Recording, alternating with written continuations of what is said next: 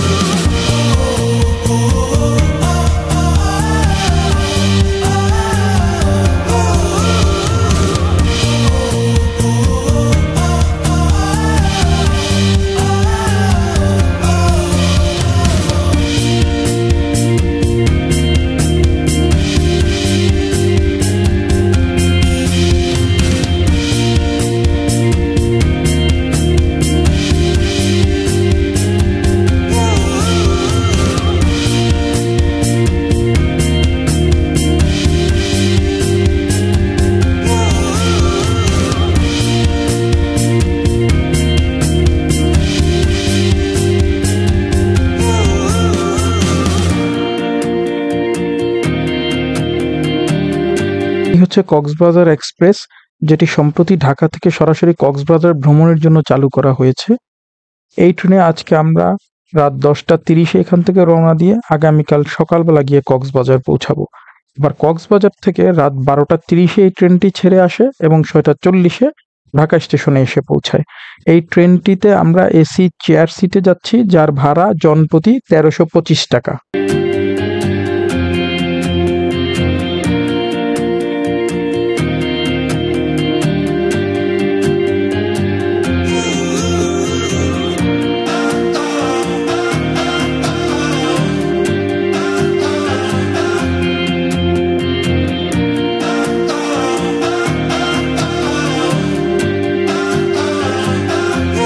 রাতের ক্লান্তি শেষে সকালবেলা ঘুম থেকে উঠে যখন কক্সবাজারের আইকনিক রেলওয়ে স্টেশনটি দেখলাম, এর স্থাপত্য আমাদের সারা রাতের ক্লান্তি ভুলিয়ে দিল। স্টেশনে বের হয়ে আমরা বাহির থেকে একটি অটো নিয়ে আমাদের থাকার গন্তব্যের উদ্দেশ্যে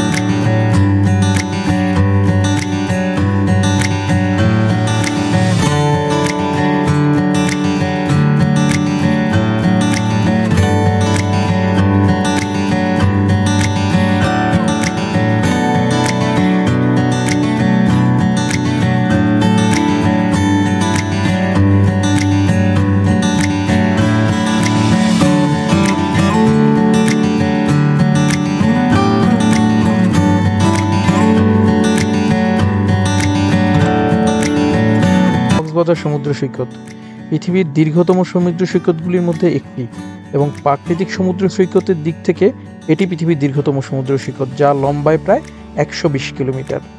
জীবনের সমস্ত ক্লান্তি, সমস্ত অবসাদ থেকে বের হয়ে প্রশান্তিময় জীবনের হাতছানি দিয়ে প্রতিনিয়ত হাজার হাজার টুরিস্টকে আকর্ষণ করে যাচ্ছে এই সমুদ্র সৈকত।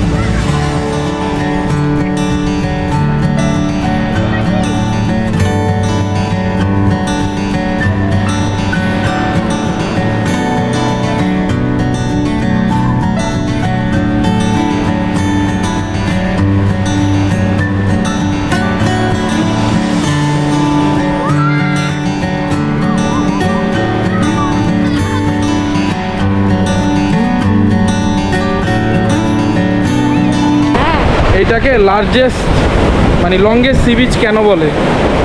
তোমার কোনো আইডিয়া আছে? বাঙালি বলতে বলতে বলে ফেলছে মনে হয়।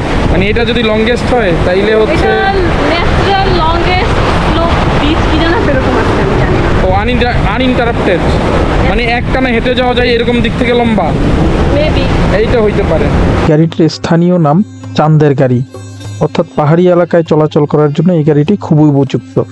যেহেতু কক্সবাজার একদিকে সমুদ্র অন্যদিকে পাহাড়ে ঘেরা, তাই এই এলাকায় এই গাড়ি হরহামেশাই দেখা যায়।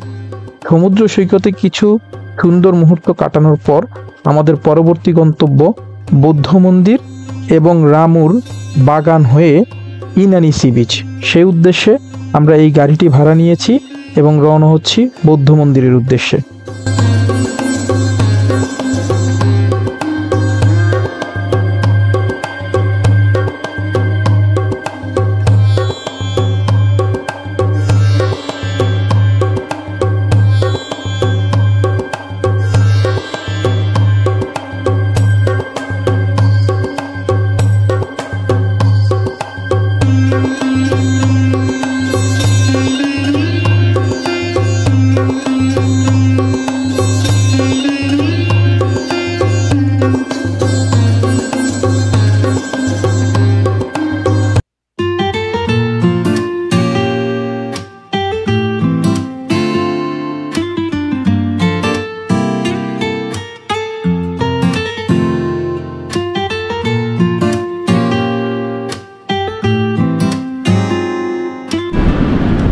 ওই যে দূরে একটা জেটি দেখা যাচ্ছে, ওইটা হচ্ছে পাটুয়ার টেক জেটি।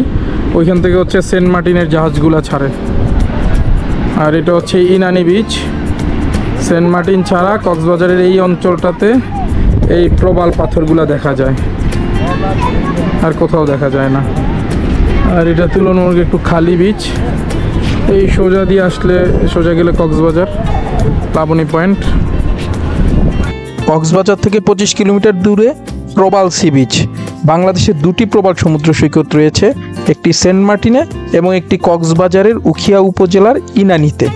তাই যারা সেন্ট মার্টিন যেতে পারেন না তাদের যদি ইনানি অত্যন্ত চমৎকার একটি জায়গা, যেখান থেকে প্রবাল সমুদ্রের সৌন্দর্য উপভোগ করা যায়।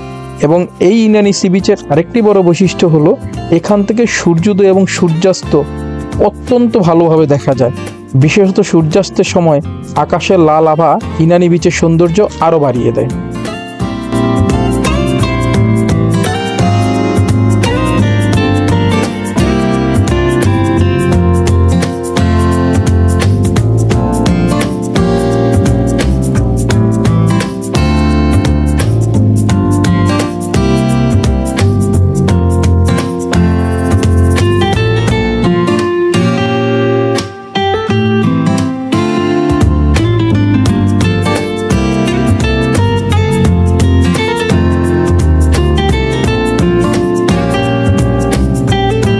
হিমছড়ি ঝর্ণা। কক্সবাজার থেকে ইনানি সি বিচের যে রাস্তা মেরিন ড্রাইভ নামে পরিচিত, এক পাশে পাহাড় আরেক পাশে সমুদ্র, এই রাস্তার ঠিক পাশেই একটু মাঝ বরাবর এই হিমছড়ি ঝর্ণা অবস্থিত। হিমছড়ি ঝর্ণাটা বর্ষাকালে দুর্দান্ত প্রতাপে তার পুরো গতি নিয়ে প্রবাহমান থাকলেও অন্য সময়ে তার গতি অনেকটাই কমে আসে। তাই হিমছড়ি ঝর্ণার সৌন্দর্য উপভোগ করতে চাইলে বর্ষাকালে আসাই উচিত।